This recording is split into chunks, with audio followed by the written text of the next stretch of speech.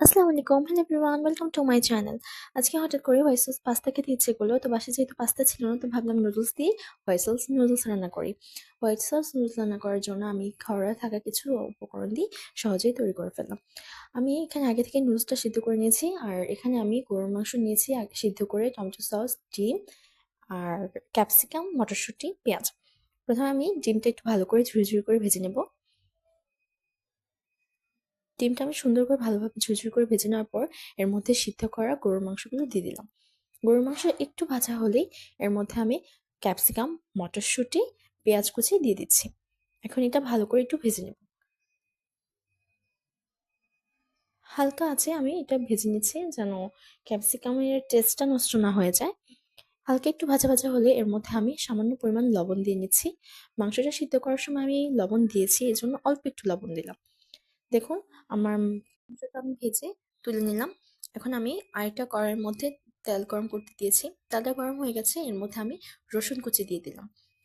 রসুনটা যখন একটু ব্রাউন কালার হয়ে যাবে, এর মধ্যে আমি ১ কাপের একটু কম ময়দা দিয়ে দেব। ময়দাটা আমি নেড়েচেড়ে ভালো করে ভেজে ভেজে নেব। কারণ ময়দাটা ভালো করে না ভাজলে এর মধ্যে একটা স্মেল আছে। ওই ময়দার স্মেলটার জন্য খেতে খুব একটা ভালো লাগবে না।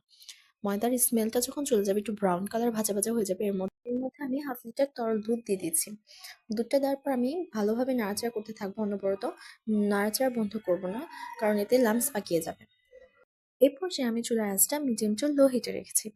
আর আমি অনবরত নাড়াচাড়া করতে থাকবো যেন লাম্পস পাকিয়ে না যায়। আমি ময়দাটা দুধের সাথে ভালোভাবে মিশিয়ে নেব এবং ভালোভাবে নাড়াচাড়া করতে থাকবো। তারপর যখন আমার সসটা একটু ঘন হয়ে আসবে, আর আমি এর মধ্যে একে একে সব উপকরণ দিয়ে দেবো।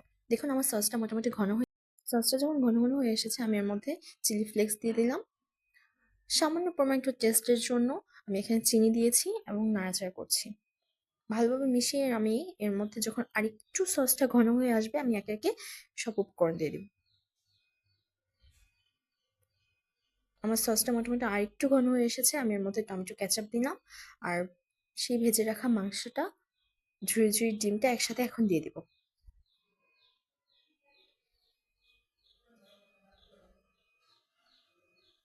এভাবে আমি ৩-৪ মিনিট একটু নাড়াচাড়া করার পর সসটা যখন সম্পূর্ণ আমার রেডি হয়ে যাবে, এর মধ্যে আমি সিদ্ধ করা নুডলসটা দিয়ে ভালো করে মিশিয়ে নেব। ভালোভাবে মিশালে আমার হোয়াইট সস নুডলস রেডি। দেখুন, আমার মেশানো হয়ে গেছে, এখন আমি গরম গরম পরিবেশন করব। এই তো আমার ঘরে সহজভাবেই তৈরি আমার হোয়াইট সস নুডলস। আজকের ভিডিও তাহলে এ পর্যন্তই। ওকে, টাটা, বাই বাই, আল্লাহ হাফেজ, অ্যান্ড থ্যাংকস ফর ওয়াচিং।